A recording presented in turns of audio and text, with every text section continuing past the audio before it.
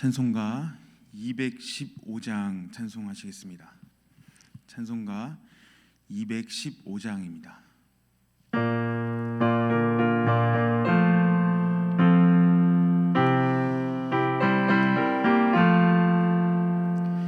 내 죄 속해 주신 주께 힘과 정성 다하니 나의 온갖 언행 심사 주를 위한 것일세. 내게 있는 모든 것을 주를 위해 바치리. 내게 있는 모든 것을 주를 위해 바치리. 나의 손과 발을 들여 주의 명령 행하고 오직 주만 바라보며 주만 찬양하겠네. 항상 주를 찬송하며 이 몸 바치오리다. 항상 주를 찬송하며 이 몸 바치오리다. 내가 주를 바라보니 나의 영혼 맑아져. 십자가를 지신 주만 항상 바라봅니다. 십자가를 바라보며 주만 따라가리라. 십자가를 바라보며 주만 따라가리라.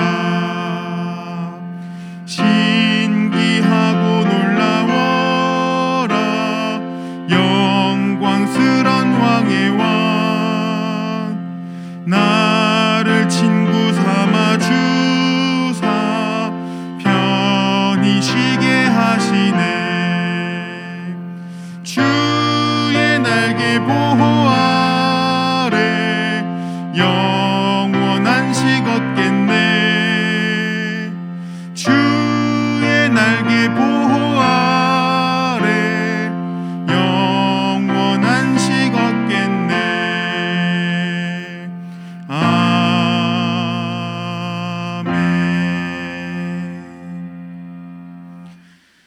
찬송가 407장 찬송하시겠습니다.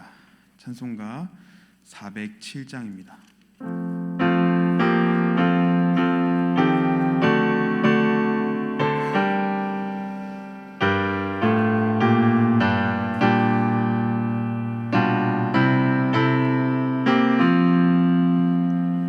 구주와 함께 나 죽었으니 구주와 함께 나 살았도다. 영광의 그날에 이르도록 언제나 주만 바라봅니다.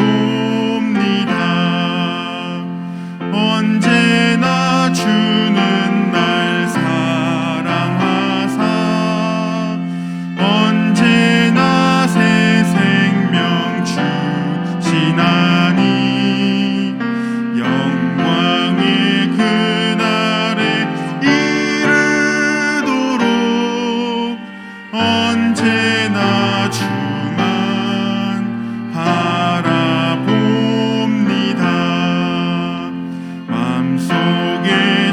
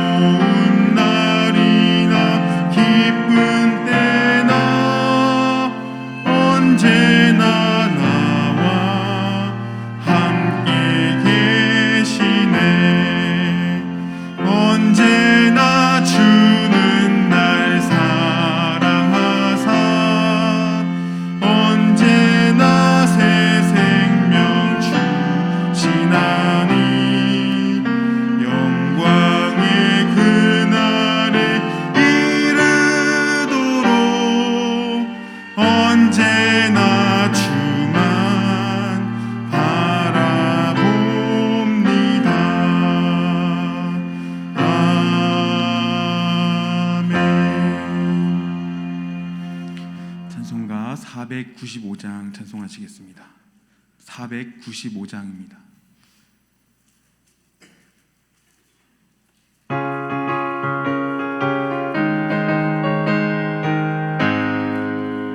이근 혹시 거둘 자가 없는 이때에 누가 가서 거둘까?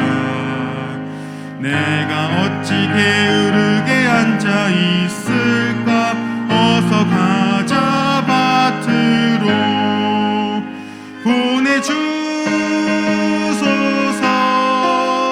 보내주소서. 제단 숯불 내 입술에 대니 어찌 주저할까? 주여 나를 보내주소서. 주가 두루 다니시며 일꾼 부르나 따르는 자 적도다. 보라 주의 사랑하는 익은 곡식을 어서 거두러 가자. 보내주소서 보내주소서. 제단 숯불 내 입술에 대니 어찌 주저할까? 주여 나를 보내주소서. 주가 나를 부르시니 언제 어디나 기뻐 가서 일하리. 주가 명령 내리실 때 능력 받아서 기뻐 거두리로다. 보내주소서 보내주소서. 제단 숯불 내 입술에 대니 어찌 주저할까? 주여 나를 보내주소서.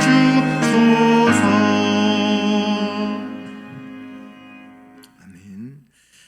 네, 이제 송령에 맞추어서 묵상 기도 드리심으로 주일 예배를 하나님께 드리겠습니다.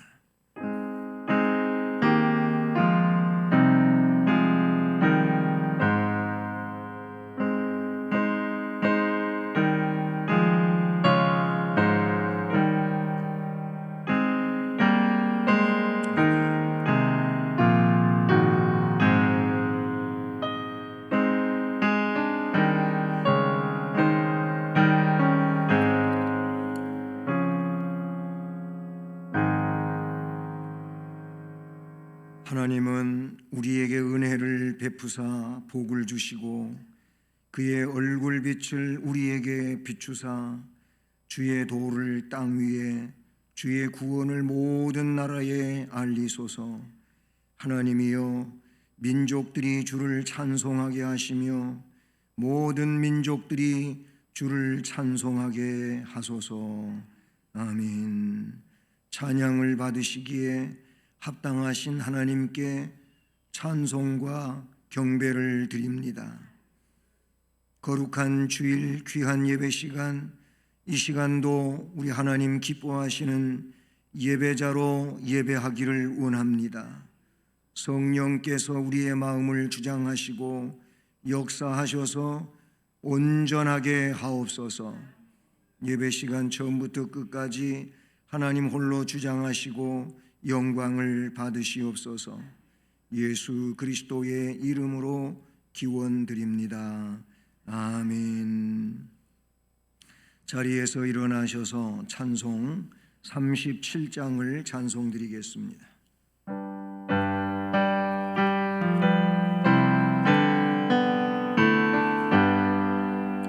주의 승리 기름 높이여 다 찬양하여라. 다 찬양하여라. 금멸 유관을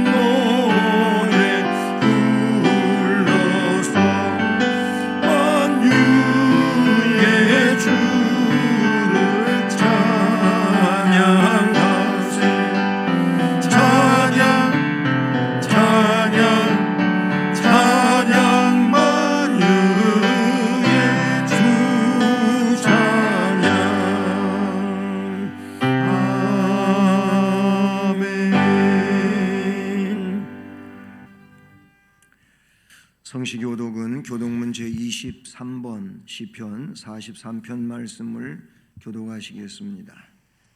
하나님이여 나를 판단하시되 경건하지 아니하는 나라에 대하여 내 송사를 변호하시며 간사하고 불의한 자에게서 나를 건지소서. 주는 나의 힘이 되신 하나님이시거늘 어찌하여 나를 버리셨나이까. 내가 어찌하여 원수의 억압으로 말미암아 슬프게 다니나이까.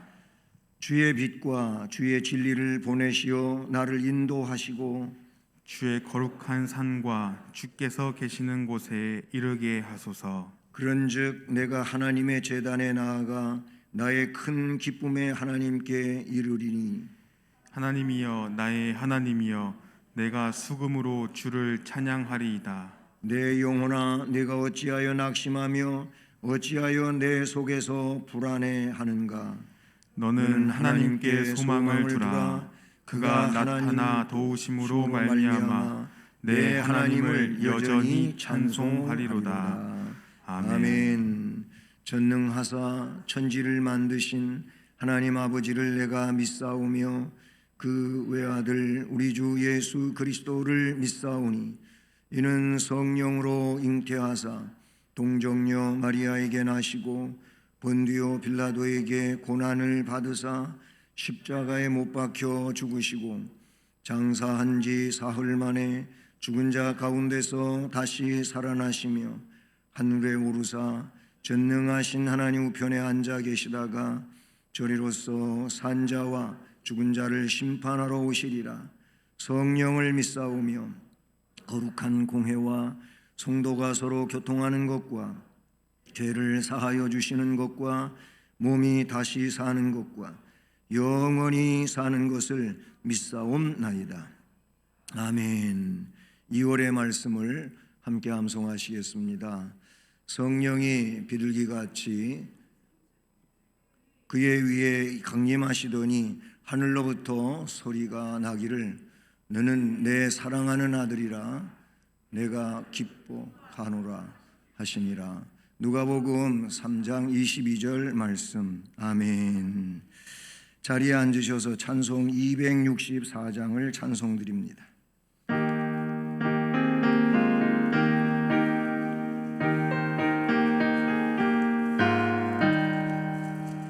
정결한 영생이 나의 앞에 있도다. 성령께서 권고하신 죄 씻으라 하시네. 찬양하리 찬양하리 죽임당한 어린 양 주께 영광 돌리어라. 우리 죄를 씻어주셨네. 나의 가는 길이 좁고 내 뜻대로 안 돼도 모든 욕심 다 버리고 주만 따라가겠네. 찬양하리 찬양하리 죽임당한 어린 양 주께 영광 돌리어라. 우리 죄를 씻어주셨네. 나의 마음 재단 위에 불길같이 타올라 영원토록 찬양하며 주께 영광 돌리네. 찬양하리 찬양하리 죽임당한 어린 양 주께 영광 돌리어라. 우리 죄를 씻어주셨네. 한량없는 주의 은혜 나를 영접하셨네.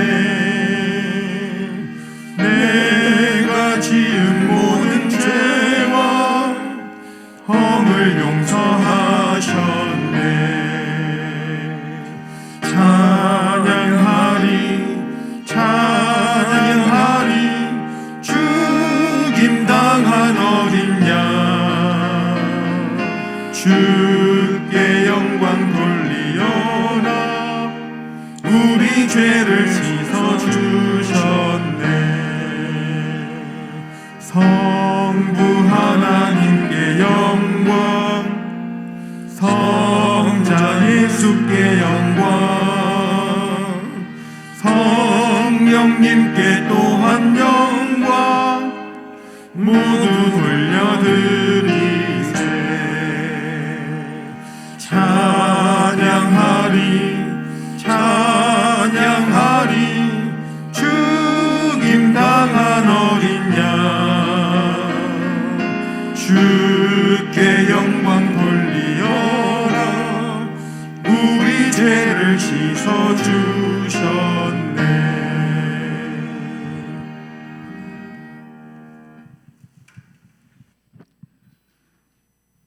은혜가 한없이 많으신 참 좋으신 여호와 하나님 아버지, 이 주일을 주님 전에 나오고 인터넷으로 주님 앞에 말씀 듣고자 귀 기울이는 모든 믿음의 자녀들 위해 우리 아버지 하나님 말씀대로 살지 못한 모든 것들을 주의 십자가로 깨끗게 정결케 씻어주옵시고 말씀 받기에 부족함이 없는 마음의 그릇들이 되고 마음을 활짝 열어서 판에 세우신 주의 사자 귀하신 말씀 증거할 때마다 그 말씀이 우리 삶이 변화되기를 원합니다. 하나님, 코로나로 인하여서 너무 어렵고 힘들고 지치고 하소연한 사람들이 얼마나 많고 남몰래 눈물 흘리며 애원하는 기도의 사람들이 있는 줄을 믿고 아버지여, 이 무서운 코로나를 하루빨리 극복하고 인내하고 우리들이 힘내어서 끝까지 주님의 주시는 십자가를 바라보며 이겨낼 수 있도록 힘을 공급하여 주시옵소서. 하나님, 우리의 사정과 형편과 모든 것들을 잘 아시는 아버지, 이럴 때일수록 주님을 더 찾게 하시고 주의 십자가를 더 바라보게 하시고 바라보는 이마다 마음의 심령 가정의 놀라운 치유, 새우의 치유가 일어날 수 있도록 주님 도와주시옵소서. 각자의 기도 제목을 가지고 하나님 앞에 간절히 간구하는 모든 간구의 기도를 하늘 문을 여시고 주님 들어 응답하여 주심으로 빨리 이 모든 것들이 회복될 수 있도록 주님 도와주시옵소서.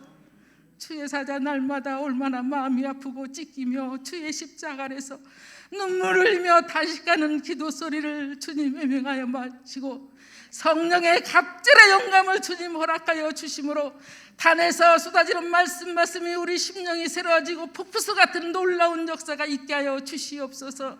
하나님, 이 예배를 주님께서 온전히 주장하시고 악한 사탄막이 조금도 못하도 불담되시고 특별히 교육부를 기억하시고 아버지 하시는 아버지 속히 교육부가 회복될 수 있도록 주여 도와주심으로 세우는 교회, 세우는 가정, 세우는 심령이 될 수 있고 나라가 될 수 있도록 주님 축복하여 주시옵소서.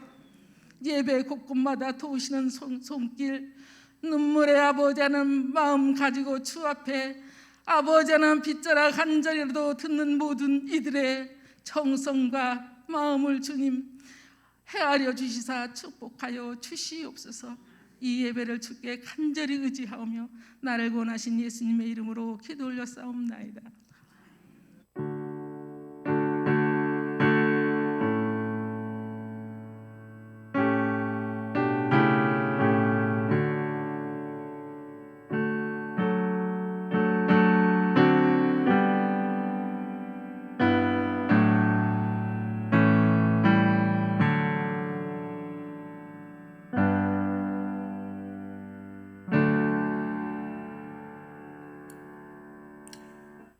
하나님 말씀은 신약성경 마태복음 3장 13절부터 17절까지 말씀입니다. 신약성경 4쪽입니다.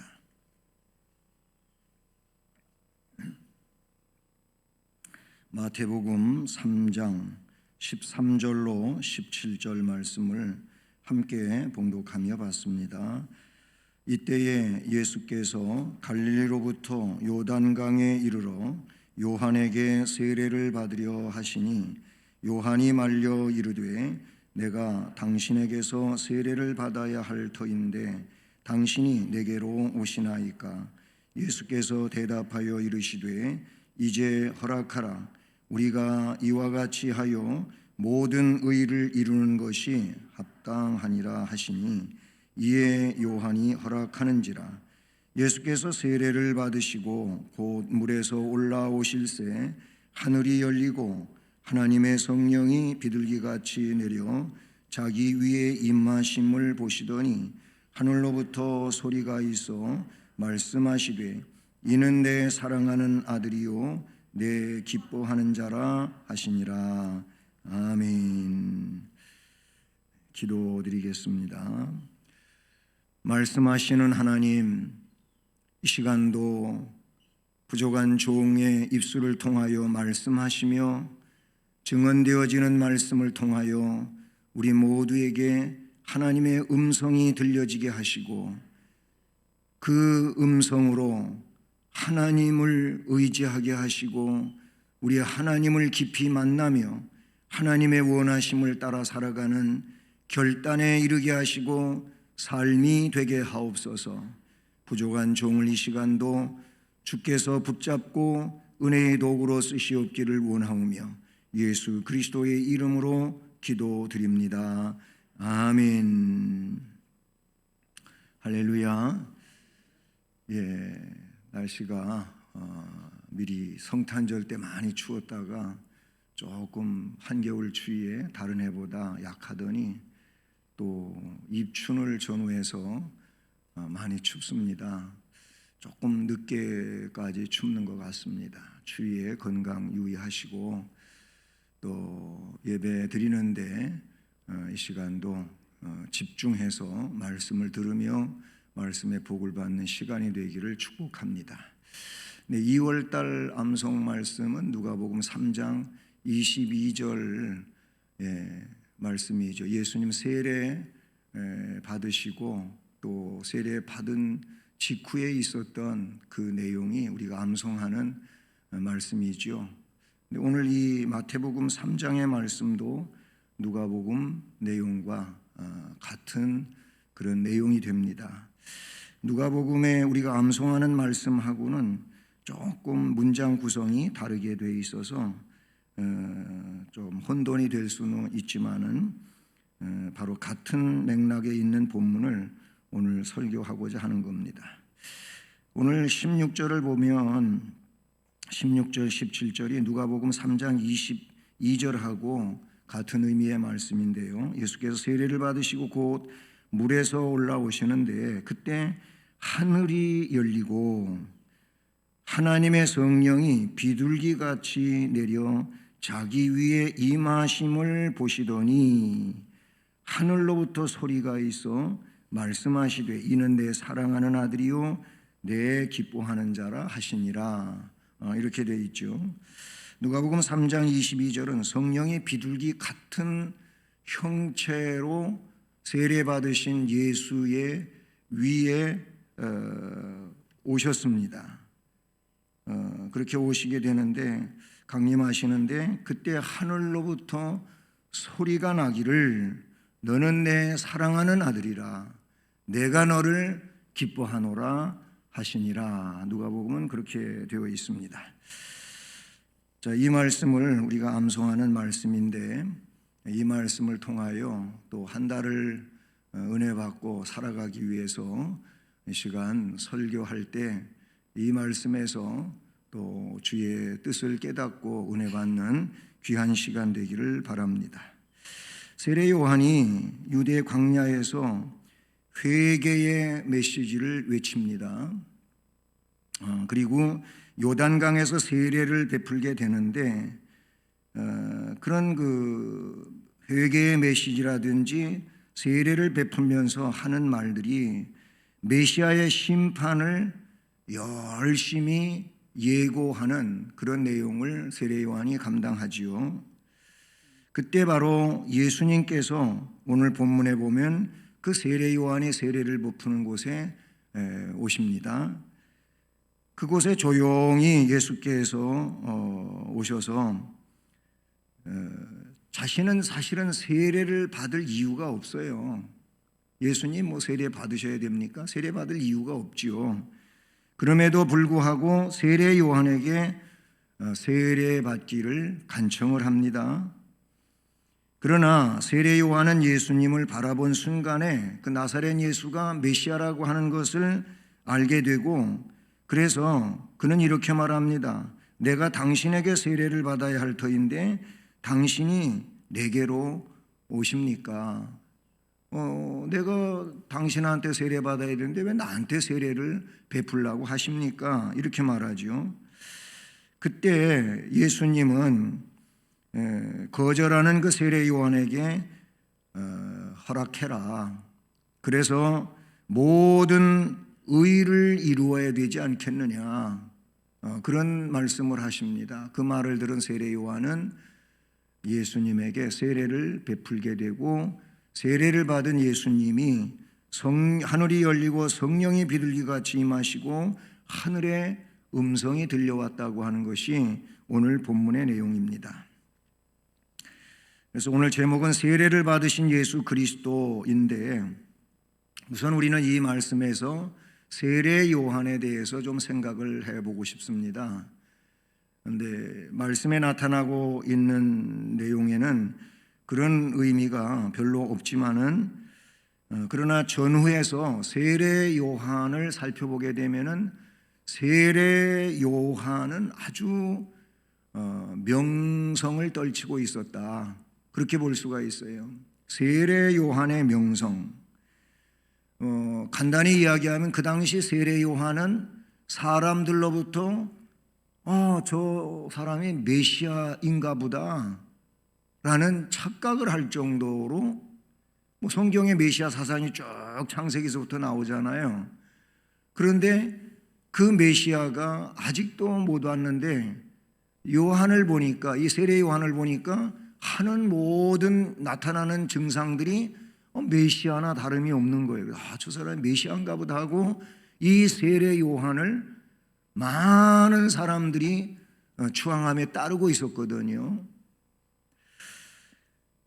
그런 명성을 떨치고 있었어요. 사실 세례 요한은 인척이죠. 예수님의 인척인데 예수님보다 6개월 빨리 태어나지요. 누가복음에 보면 그 사건이 탄생기사에서 정확하게 잘 나오고 있는데, 그런데 6개월 먼저 태어났고, 또 그는 사역을, 어떤 일로 사역을 하냐면 예수님의 길을 닦는 그런 선지자로, 이사야 선지자로부터 예언돼서 그 사명을 감당하고 있었어요. 그는 그 사명에 아주 최선을 다하고 진력을 다했다, 이렇게 볼 수가 있어요. 근데 말씀 앞에 한 것처럼 예수님께서 그때 그에게 오셨어요. 그때 그 예수님이 요한에게 오셨을 그 당시에 세례 요한은 유대 사회로부터 그 관심이 최고조에 이르고 있었다는 거예요. 보통 이런 정도 되면 사람들은 교만하게 되고 착각하게 되고, 그래서 하나님의 원하심과는 다르게 비뚤어진 길을 가게 돼 있어요. 많은 사람들이 그래요. 너무나도 고귀한 신유의 은사를 받았던 이런 역사의 인물들이 그가 변질이 돼가지고 마치 그 은사가 자기의 독점물인 것처럼 생각하고, 그래서 그 은사를 가지고 돈을 벌고 하는 일들도 역사상에 많이 있었어요. 이게 사명 감당을 제대로 못하는 일인데, 만약 그런 일이라면 세례 요한은 그보다 훨씬 더 그럴 수 있는 인물이었다, 그렇게 볼 수가 있다는 사실이죠. 그런데 그는 자기에게 향해 오던 이 모든 유대인들의 관심을 받아들이지를 않는다는 겁니다. 뒤에 좀 더 설명되겠지만은 그는 인기가 최고조에 달했을 때 요한복음 3장 30절을 보면은 이런 말을 해요.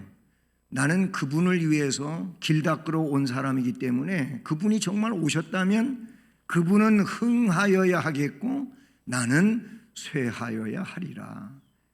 그분은 이제 정말로 귀한 자리에서 그 일을 감당해야 되지만 나는 역사 속에서 조용히 사라지는 게 맞다.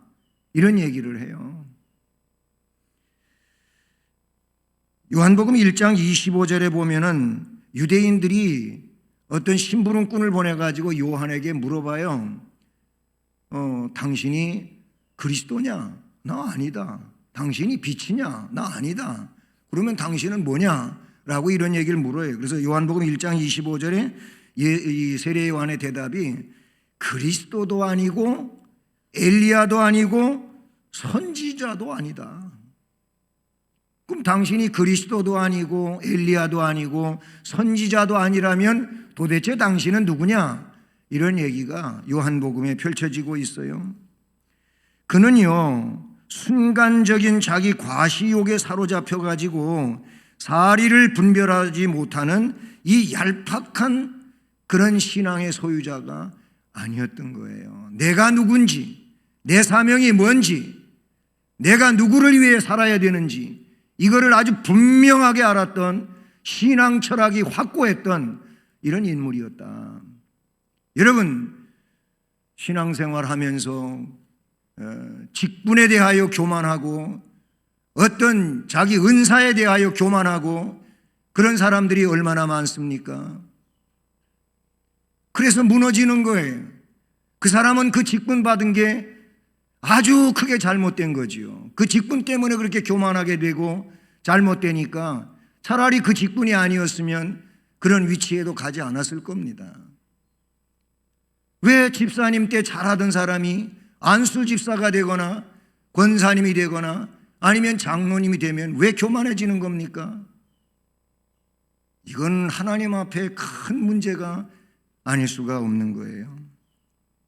우리는 이 세례 요한의 명성과 그의 삶의 모습을 보면서 올바른 신앙 인식과 자기의 위치에 대해 확고한 마음가짐을 가지고 살아가는 모습을 배워야 할 것입니다. 그럴수록 자신의 사명에 더 충성하고 주어진 그 사명을 통하여 빛을 발하는 이런 인물이 되어야지 오히려 그것 때문에 빛을 잃어가고 하나님의 원하심과는 다르게 가는 이런 상황이 된다면 문제가 아닐 수가 없어요. 성령의 일꾼은 역시 겸손하게 순종하면서 사명에 충실하는 것이 성경적인 거 아니겠습니까? 그는 비록 메시아의 선구자이지만 메시아는 자기의 주인이시고 자기는 그의 신발을 감당하기조차도 어려운 종이라는 사실을 명백하게 알고 있었다는 사실입니다.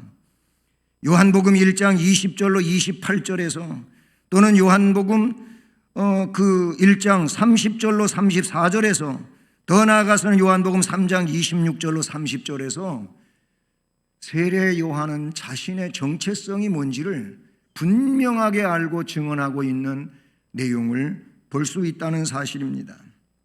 그는 오히려 자기가 예수님께 세례를 받아야 함을 알고 있었어요. 그래서 세례 요한은 자기가 베푸는 세례가 죄를 씻는 표로 주는 것이지만 원천적으로 죄를 용서해 주시는 분은 바로 예수 그리스도라는 사실을 그는 알고 있었던 거예요. 더 나아가서 죄 용서함 후에 성결한 생활의 유지 또 각 사람에게 주어지는 사명을 충실히 감당하기 위해 필요한 것이 성령이잖아요. 성령 하나님이잖아요. 그래서 요한은 말하기를 나는 물로 세례를 베풀지만 그 죄 씻음의 표로 물 세례를 베풀지만 그는 내 뒤에 오시는 그분은 성령으로 세례를 주시는 분이다. 요한은 성령으로 세례를 줄 수가 없어요. 왜냐하면 그는 그 성령의 심부름꾼에 지나지 않지 성령 자체가 아니잖아요. 그러나 예수 그리스도는 성령이시란 말이에요. 성부 하나님, 성자 하나님, 성령 하나님, 삼위의 하나님이시잖아요. 한 하나님 위에 삼위가 계시지만 이 삼위는 다른 게 아니에요. 다른 게 아니라는 말이에요. 하나됨의 하나님이라는 것을 성경은 우리에게 말씀을 해주고 있는 것처럼, 어쨌든 세례 요한은 자기는 하나님의 뜻에 의하여 물 세례를 베푸는 그런 사역을 담당했지만 그 또한 죄를 씻어주는 표시에 지나지 않지요. 그렇죠. 그러나 죄를 진정 씻어주시는 분은 주님이다, 그 말이에요. 그리고 자기는 신앙의 능력으로 살아갈 수 있는 그 원동력이 성령 하나님인데, 그런데 그 성령을 진짜 주시는 분이 우리 메시아 되신 예수 그리스도란 말이에요. 자기가 성령을 주는 게 아니라는 거예요. 그래서 나는 물로 세례를 주지만 내 뒤에 오시는 분은 성령으로 불세례를 주실 분이라고 그는 말하고 있었다는 사실이죠. 여기서 뭘 느낍니까?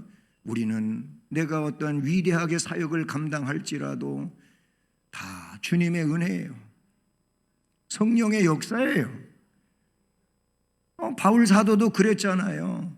내게 능력 주신다면 그 능력 주시는 자는 난 모든 걸 다 할 수 있다, 그렇게 말했어요.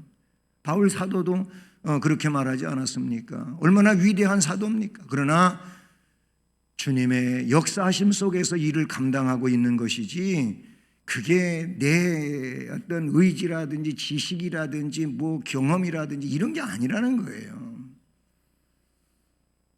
그래서 그는 내가 당신한테 세례를 받아야 되는데 어찌 나한테 세례를 베풀라고 하십니까? 이렇게 말했던 거예요. 여러분, 우리가 그리스도의 참된 일꾼이 되기 위해서는 어떻게 해야 할까? 바로 세례 요한처럼 자신이 누구이고 자신이 처한 위치가 어디며 이런 것들을 알고 그저 하나님께만 영광을 돌려야 되지요. 먹든지 마시든지 뭘 하든지 다 하나님의 영광을 위하여 하라고 바울 사도가 선포했던 것처럼, 우리는 우리에게 주어진 은사와 모든 하나님의 복의 근원을 가지고 우리는 하나님의 영광을 위해서 살아야 될 줄로 믿습니다. 명성이 있어도 그 명성 때문에 교만하지 말고 겸손히 주를 위해, 주의 영광을 위해 일할 수 있는 자가 되기를 축복합니다. 두 번째 내용은 이 말씀에서 참 중요한 내용인데, 그게 뭐냐면 의를 이루신 예수 그리스도라는 겁니다. 그럼 우리 예수 그리스도에 통해서 그분은 우리의 모델이잖아요. 그렇죠? 우리의 생명이시잖아요. 그러면 우리도 예수님이 그러셨다면 우리는 더더욱 그렇게 해야 되는데, 우리가 살아가는 삶의 모든 이유는 하나님의 의를 이루기 위해서 존재한다고 믿어야 됩니다. 하나님의 의를 이루기 위해서. 예수님은 만왕의 왕이시잖아요. 만주의 주가 되시잖아요. 구세주이시지요. 그런데 예수는 세례 요한을 찾아가 세례를 받으러 하십니다. 그때 세례 요한은 예수님을 말리지요. 내가 당신에게 세례를 받아야 할 터인데 어찌 당신이 내게로 오셔서 세례를 베풀라고 하십니까? 오늘 14절에 그런 말씀이 기록이 되어 있어요. 여러분 11절 12절 말씀 보세요. 앞에 3장 11절 12절 보면 나는 너희에게 회개하기 위하여 물로 세례를 베풀거니와 내 뒤에 오시는 이는 나보다 능력이 많으시니 나는 그의 신을 들기도 감당하지 못하겠노라. 그는 성령과 불로 너희에게 세례를 베푸실 것이요. 12절은 손에 키를 들고 자기의 타작마당을 정하게 하사 알곡은 모아 곡간에 들이고 죽정이는 꺼지지 않는 불에 태우시리라. 즉 심판자라는 거죠. 예. 요한복음 1장 26절로 27절에도 다른 좀 뉘앙스가 다르지만 예수 그리스도가 얼마나 위대하신 분인지를, 그리고 자신이 그 앞에 어떤 존재인지를 말하고 있는 내용을 우리는 찾아볼 수가 있는 겁니다. 자, 세례 요한은 메시아로 알아보고 그 메시아인 예수께 아유 저는 세례를 당신에게 베풀 수가 없습니다 라고 할 때 예수님은 오늘 본문에 보면 이제 허락하라 그랬어요. 15절. 그러면서 뭐라고 말씀하십니다. 우리가 너하고 나하고 너하고 이와 같이 하여 모든 의를 이루는 것이 합당하니라 그랬어요. 여러분, 예수님이 이 땅 위에 성자 예수 그리스도로 성부로부터 보내심을 받지요. 그거는 두 분의 언약이에요. 약속이에요. 인류의 죄를 속하기 위하여 바로 아버지 하나님과 아들 하나님의 약속이에요. 그 약속을 이루기 위해 십자가에 못 박히신 것이고, 그리고 십자가에서 그렇게 절규하시며 엘리 엘리 나마 사박다니 하면서 정말 인간이 견딜 수 없는 최고의 고통을 겪으실 때 성부 아버지는 침묵하십니다. 왜냐하면 약속을 이행해야 되니까. 얼마나 아프셨겠어요. 예수는 육체의 고통을 당하며 아프시지만 아버지 하나님은 얼마나 아프셨겠어요. 그런데 완전히 뒤로 십자가를 바라보는 게 아니라 십자가를 등지고 뒤로 돌아서 가지고 보지 않는 듯 침묵하셔요. 침묵하시지만 얼마나 아프셨겠어요. 생각해 보셨습니까? 왜 그러셨습니까?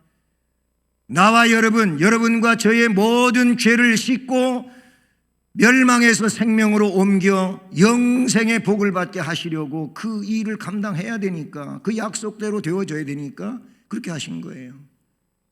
지금 여기 와서 세례를 받으시는 것도 같은 맥락에 있다고 볼 수가 있어요. 앞에 얘기했잖아요. 그분은 세례를 받으실 이유가 없어요. 그런데 세례를 받으신 겁니다. 말씀은 그거예요. 이제 허락하라 그랬어요. 우리가 너하고 나하고 이같이 해서 모든 의를 이루는 것이 합당하니라. 그래서 15절에 요한은 허락을 했어요. 여기서 우리는 모든 의를 이루려 하시는 예수님을 보게 된다는 것이죠. 예수님 그 공생의 기록에도 보면은 전부 순종이에요. 순종. 아버지의 뜻에 순종이에요. 아버지가 시키는 일만 한다는 거예요. 그런 말씀으로 문장들이 구성이 되어 있는 걸 보지요. 성도로 살면서, 교인으로 살면서, 혹은 크리스천으로 살면서 교회를 다닌다고 하면서 순종하지 않는 게 이게 큰 문제예요. 불순종이 너무너무 큰 문제예요.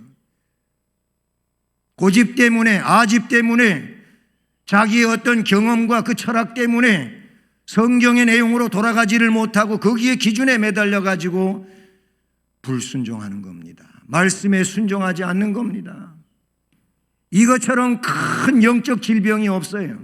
교만이지요. 예수님은 처음부터 끝까지 순종하셨어요. 죽음에 이를 때까지, 십자가를 지기까지 순종하셨어요.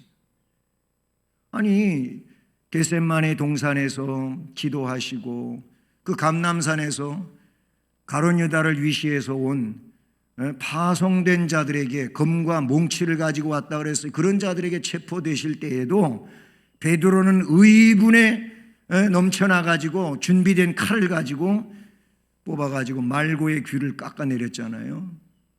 그때 하신 예수님 말씀이 뭡니까? 야, 내가 무력으로 한다면 이거 못 감당할까봐 네가 그러냐?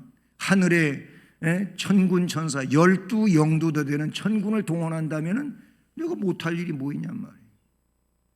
다 할 수 있지만, 이렇게 안 하고도 할 수 있지만, 그러나 인류를 죄에서 구원하는 일은 그렇게 해서 하는 일이 아니다. 죄값을 치러야 되는데 죄값을 치르는 일은 내가 십자가를 지는 일이다. 그래서 앞에 여러 차례 얘기하셨잖아요. 그렇죠? 그런 얘기를 했어요. 그러면서 네가 가지고 있는 그 칼을 도로 칼집에 꽂아라. 칼 가지고 해결하려는 사람은 칼로 망한다. 그렇게 말씀하셨어요.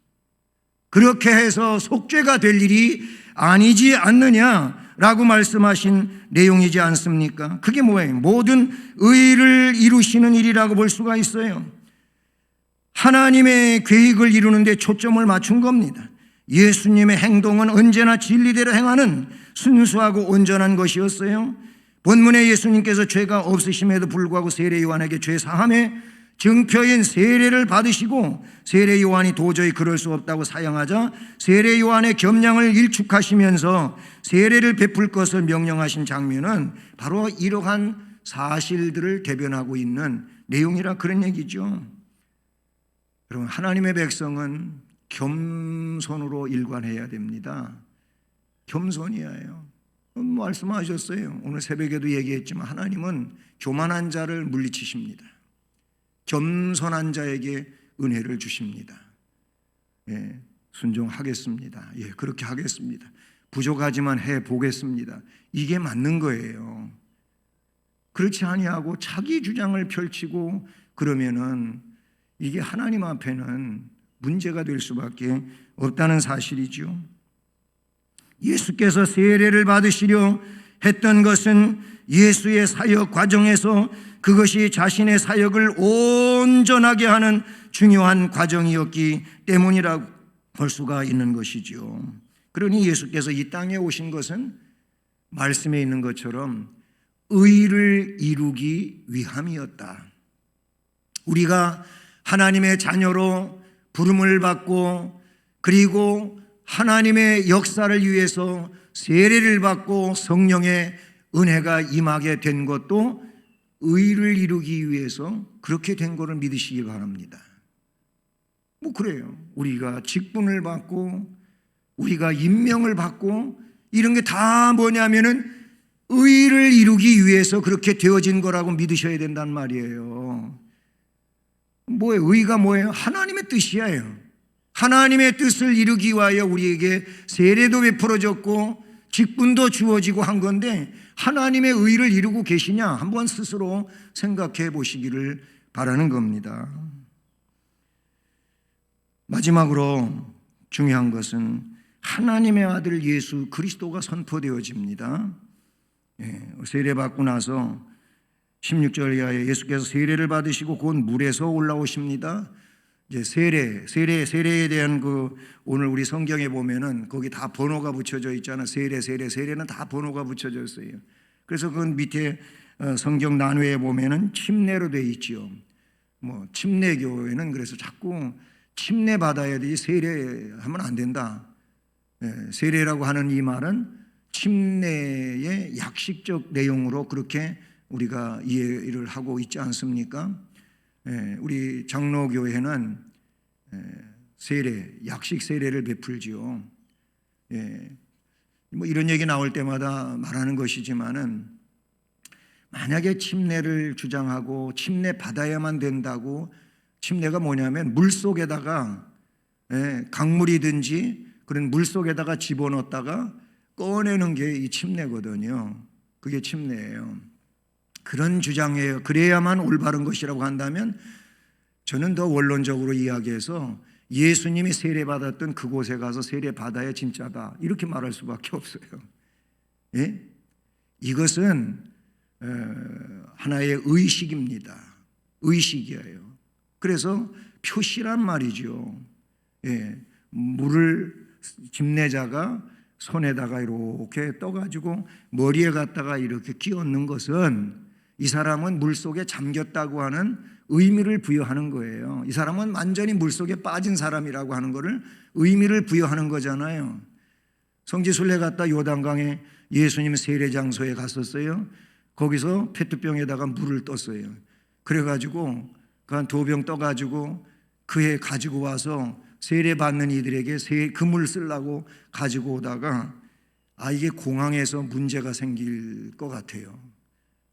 가만히 얘기 들으니까 문제가 생길 것 같아요. 통관하는데 어려움이 있을 것 같아가지고 도로 가져다가 화장실에다가 붓고 그냥 병 버리고 그러고 왔거든요. 근데 그때 무슨 생각을 했냐면, 그래 맞다, 이 물 떠다가 세례를 주면 이걸로 세례를 받은 사람은 나는 요단강물로 세례를 받았어 그럴 거고, 그러면 그렇지 않은 물 가지고 세례를 받은 사람들은 뭐예요? 또 이상하게 생각하지 않겠어요? 그것도 잘못되면 신앙의 문제가 되겠다 이런 생각이 들더라고요. 어쨌든 이 말씀에서 세례를 받으셨어요. 곧 물에서 올라오십니다. 그 당시에는 완전 침내 물속에 들어갔다가 나오는 거니까. 그런데 첫 번째 어떤 현상이 일어났냐면 하늘이 열렸어요. 예? 하늘이 열렸다. 이 말씀은 그에게 열렸다 그런 의미가 되는데, 하늘이 열렸다고 하는 것은 뭘 의미하느냐? 죄로 인하여 막혔던 하나님과 인간 사이의 담이 예수로 말미암아 열리게 됐다, 이런 의미를 우리는 부여할 수가 있어요. 예수님은 하늘문을 여시는 분입니다. 성경에 나오잖아요. 중간에 막힌 담도 허물어 주시고 둘이 하나가 되게 해주시고 그렇게 화평하게 하고 화목하게 해주신 분이 예수 그리스도이시잖아요. 그렇죠? 그래요. 또 예수님만 인간이 하나님과 교통할 수 있는 그런 중재자가 예수님이다, 이런 의미를 담고 있어요. 네? 그렇습니다. 예수님은 내가 문이니 누구든지 나로 말미암아 들어가면 구원을 얻고 또 나로 들어가며 나가며 꼴을 얻으리라고 그렇게 말씀하셨죠. 네? 그리고 예수님 내 안에 오시고 내가 예수님 안에 있으면 그때 하나가 될 수 있는 것이죠. 자기만이 하나님께로 갈 수 있는 유일한 길임을 예수님은 요한복음 14장 6절에서 강조해 주셨다는 것이죠. 하늘이 열렸어요. 예수 그리스도가 누구인지 확인시켜 주시는 그런 아버지의 말씀이 들려오게 되지요. 하늘이 열리고 나서 성령이 비둘기같이 임하게 되는데, 성령이 비둘기같이 임하신다고 하는 것은 예수의 공생의 사역의 시작을 상징적으로 알려주는 내용이기도 한 것이죠. 그렇습니다. 하나님의 일은 성령과 함께 하는 겁니다. 꼭 기억하시길 바랍니다. 하나님의 일은 우리의 지식이 하는 게 아닙니다. 우리의 경험이 하는 게 아닙니다. 그거는 한계가 있고 또 문제가 있어요. 그러나 하나님의 종은 성령과 더불어서 하나님의 일을 하게 돼 있어요. 그래서 구약에도 보면은 그 대표적인 인물들이 그렇게 하나님으로부터 소명을 받고 그 사역이 시작되기 전에 일어난 상황이 뭐냐면은 성령이 그에게 임했다는, 하나님의 신이 그에게 임하여 크게 감동됐다. 다윗이 그랬어요. 기드온도 그랬어요. 여호수아도 그랬어요. 하나님의 신, 하나님의 영이 그에게 임하였다고 하는 이런 말들이 삼손한테도 나왔던 얘기고 다 그렇잖아요. 무슨 얘기를 하고자 하는 거냐면은 하나님의 일은 성령이 오심으로 그가 할 수 있는 겁니다. 그러기 전에는 그가 교회의 일을 하고 한다 할지라도 인간적으로 하는 거예요. 인간적으로 한다면 성령으로 하는 게 아니에요. 그러니까 문제가 생기는 거죠.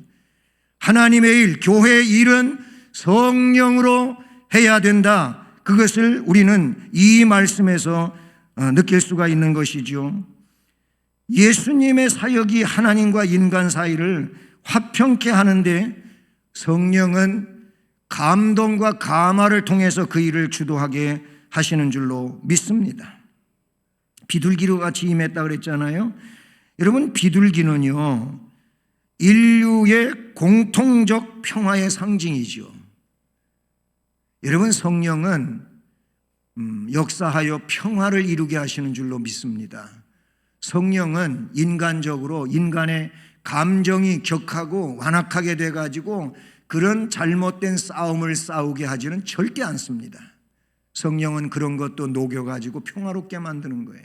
이게 성령이에요. 여러분, 인간적으로 고리 가지고 뭔가 가시가 되고 그래서 서로 공격하고 아프게 하고 힘들게 하는 것은 성령 아니에요. 이거는 악령이에요, 악령. 성령은 그런 것도 녹이고 깨고 부드럽게 해서 하나가 되게 하고 평화롭게 하고 아름다운 역사를 이루어가게 하시는 줄로 믿습니다. 하나님과 인간 사이를 화목하게 하시는 사역이 예수 그리스도의 사역임을 성경은 잘 표현해 주고 있지요. 자, 그 다음에 하나님의 말씀이 들려오는데 그 말씀이 뭐예요? 하늘로부터 소리가 있어 말씀하시되 이는 내 사랑하는 아들이요 내가 기뻐하는 자라. 예? 누가복음에서는 너는 내 아들이다. 그리고 너는 나의 기쁨이 된다. 내가 너를 기뻐하노라 그렇게 말씀하시지 않았습니까? 이 하나님의 말씀이 들려오는데 하나님께서 사랑하고 기뻐하시는 사람은 누구입니까? 하나님의 의를 이루려 하는 사람인 줄로 믿습니다. 요한이 세례 안 베풀려고 안 하니까 나한테 세례 베풀어라. 그렇게 해야 우리가 의를 이루는 것이다 그랬잖아요. 의를 이루는 것이 하나님의 뜻대로 하는 것이라고 이미 말씀을 드렸습니다. 그러므로 본문에서 하나님께서 예수를 사랑하는 아들, 기뻐하는 자라고 하는 것은 예수께서 하나님의 아들이기 때문이보다도 바로 예수께서 하나님의 의를 행하기 때문에 하나님께서 기뻐하시는 줄로 믿습니다. 여러분, 말씀을 마치려고 합니다. 여러분들도 세례를 받은 자들이지 않습니까? 저도 마찬가지고요. 그러니 예수님의 은혜에 의하여 우리도 하늘이 열려져야 될 줄로 믿습니다. 세례 받은 자라면 하늘이 열린 자예요. 예수님 은혜로 하늘이 열려 있으며 그 다음에 성령이 임하신 겁니다. 예수님에게 성령이 비둘기같이 임하셨다고 했는데 세례는 예수를 구세주로 믿는다고 고백했기 때문에 베풀어진 것이므로 그에게도 성령이 오신 겁니다. 그러면 이런 자들에게는 하나님이 선포하신 것처럼 너는 내 아들이라 너는 내 딸이라 그렇게 되었잖아요. 그리고 내 아들 내 딸은 나의 기쁨이라고 말씀하신 것처럼 우리는 하나님의 기쁨이 되어야 돼요. 그래서 세례 요한처럼 자신에게 주어진 사명을 겸손히 감당할 수가 있는 것이고 예수님처럼 하나님의 의를 이루는 그런 자가 되는 겁니다. 순종하는 자가 되는 것이죠. 그리하여 하나님이 사랑하시고 기뻐하시는 자가 되는 줄로 믿습니다. 특별히 다음 세대가 되는 이 자리에 계신 젊은 세대 여러분, 성령 안에서 신앙생활 순종하며 잘 하시기를 바랍니다. 물론 나이 드신 분들도 마찬가지지만 특별히 다음 세대 우리가 세우는데 젊은 세대인 다음 세대인 여러분들 성령 안에서 신앙생활 잘 하셔서 여러분들에게서도 권사님, 안수 집사님, 장로님이 세워져야 될 거 아니겠습니까? 교회를 온전히 세워가고 또 주의 사명을 감당하는 이런 역사 속에 하나님의 기쁨이 되시기를 주님의 이름으로 축복합니다. 은혜로우신 하나님 아버지 감사를 드립니다. 우리가 2월 중에 암송하는 말씀의 본문을 말씀으로 들었습니다. 이 말씀에서 들려주신 음성들이 앞으로의 삶을 살아가는데 좌표가 되게 해 주옵소서. 그래서 말씀을 따라가며 주님이 기뻐하시는 삶을 온전히 세워가는데 부족함이 없게 하옵소서. 예수 그리스도의 이름으로 기도드립니다. 아멘.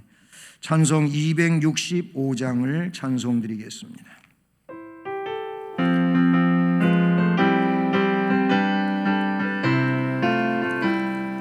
주 십자가를 지심으로 죄인을 구속하셨으니 그 피를 보고 믿는 자는 주님의 진노 면하겠네.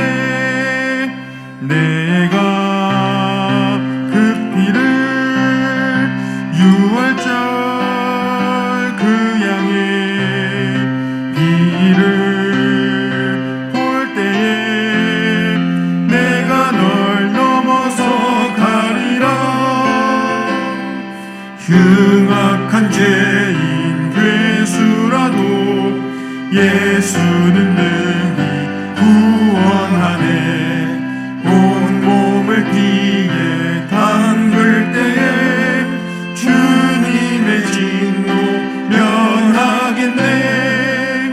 내가 그 피를 유월절 그 양의 피를 볼 때에 내가 널 넘어서 가리라.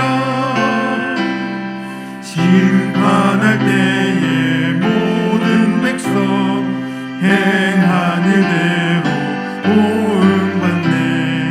주님의 피로 죄 씻으면 주님의 진노 면하겠네. 내가 그 피를 유월절 그 양의 피를 볼 때에 내가 널 넘어서 가리라. 구주의 사랑 크신 은혜 보혈의 능력 의지하세. 심판의 불이 내릴 때에 주님의 진노 면하겠네. 내가 그 피를 유월절 그 양의 피를 볼 때에 내가 널 넘어서 가리라. 하나님 아버지 감사드립니다. 말씀을 통하여 주의 뜻을 깨달으며 그에 대한 삶을 결단하고 나아갈 수 있게 하심을 감사합니다. 이 시간에는 물질을 정성으로 구별하고 하나님의 것을 하나님께 드립니다. 드리는 정성스러운 손길들 위해 또 가정들마다 그리고 저들의 일터인 사업, 직장, 학업, 인생의 앞날에 복을 주시고 우리 주님의 은혜로 충만하게 하시고 건강하고 행복하고 즐겁고 기쁜 삶을 살아가는 은혜자들 되게 하옵소서. 재능으로 주님을 섬기는 봉사하는 모든 헌신자들을 동일한 복을 주시고 주신 재능을 더 뛰어나게 해주셔서 그 재능 가지고 하나님을 영화롭게 하고 또 자신의 삶을 더 영광스럽게 해가는 은혜자들 되게 하옵소서. 축복하고 감사드리며 예수 그리스도의 이름으로 기도드립니다. 아멘. 교회 소식은 2월 달은 기도를 세우는 달입니다. 기도 세움의 달인데 2월에는 가정에서 기도 계획을 가족이 모여서 세우십시오. 그리고 그 계획들을 매일 실천해 가기 위하여 기도하시고 또 삶을 살아갈 수 있기를 바랍니다.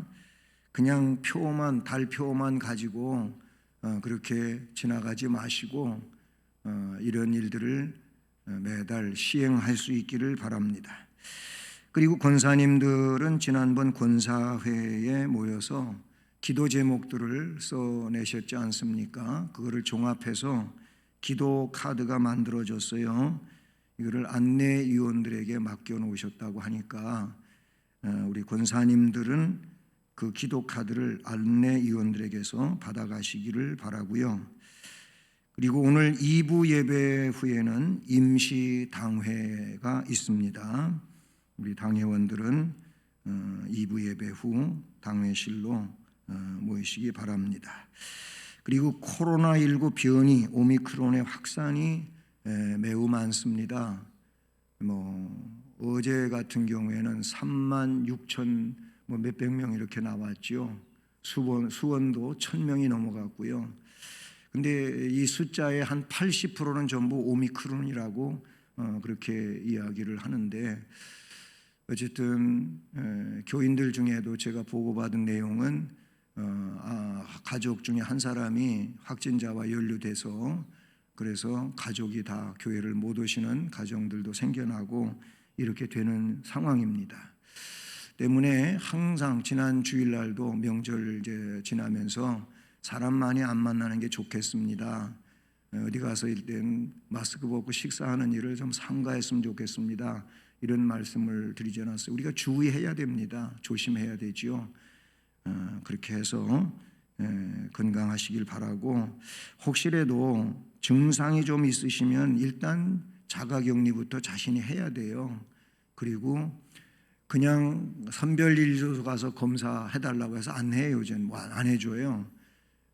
진단 키트, 자가 진단 키트로다가 해서 양성이 나온 사람만 검사가 돼요. 그전하고 방식이 달라졌잖아요. 그렇기 때문에 진단 키트가 그래도 예비적으로 집에 있어야 될 거고요. 지금 뭐 동이나 갖고 없다 그러네요. 어쨌든 여러분 좀 증상이 있는 것 같으면 그거부터 해야 되는 거예요. 그렇게 해서 음성이면 다행히 괜찮겠지만 양성이 나오면 선별진료소에 가서 PCR 검사하시고, 그리고 거기에 따라서 조치를 취해야 할 겁니다. 어쨌든 건강하시기를 바랍니다. 이제 다 자리에서 일어나셔서 예수를 믿고 1절을 찬송하시겠습니다.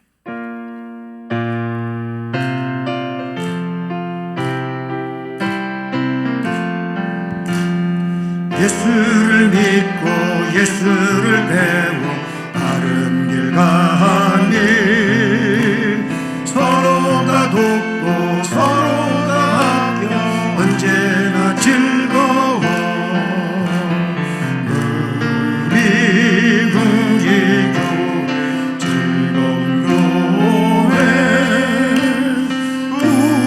우리 교회 복받는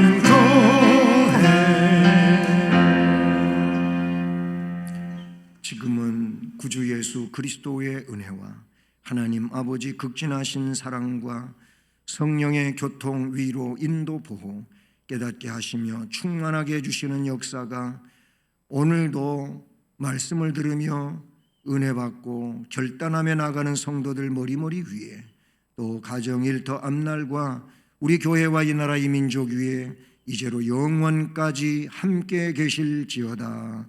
아멘. 아멘.